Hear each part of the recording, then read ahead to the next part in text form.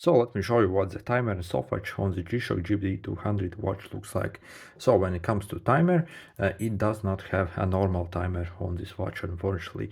Only this kind of a joke timer that you can kind of use, but it's very hard and complicated and very long to set it up and use basically.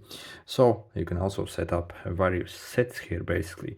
So if your exercise, maybe you can split it up basically, and once basically one part of your timer runs out, it will give you a buzz and alert you basically that you need to take a rest basically, or stuff like that. So you can set up 5 different splits here. The way you set it up is you have to hold this upper button for like 3 seconds maybe.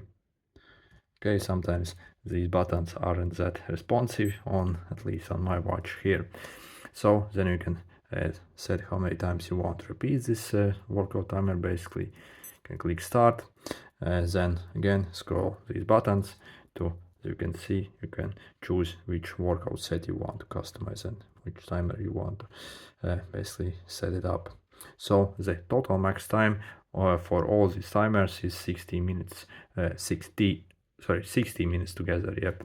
So you can set up maybe 16 minutes for on this one, then like 5 minutes on the next one.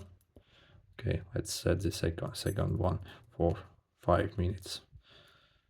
Okay, and so you can save and exit basically this thing. And once we basically start this timer, as you see, so the first timer will run out at almost 16 minutes now, but the total time is over 1 minute. Once this 16 minutes ends, it will basically give a warning and it will start that second timer basically. Not really sure how useful this feature really is for anyone, but yeah, if you want that feature, yeah, it's there.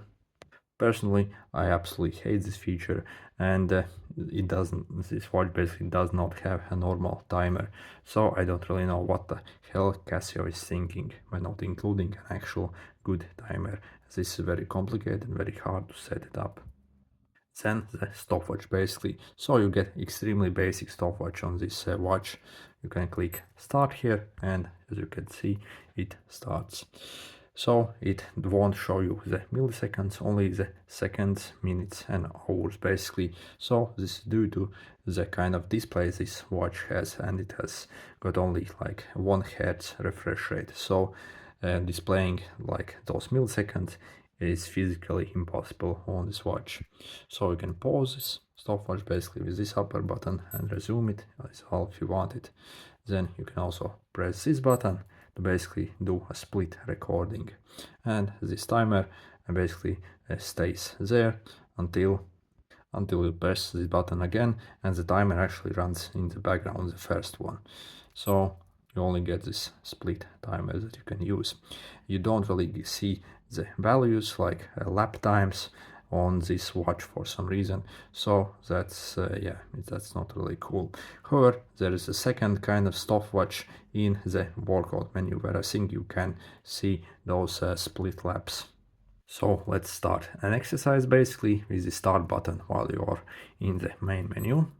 Okay, again, let's click start. So then you can click the start button again, and I think it will record, not that bad. Okay, well, in this exercise mode, you can record like lap times by pressing this button here.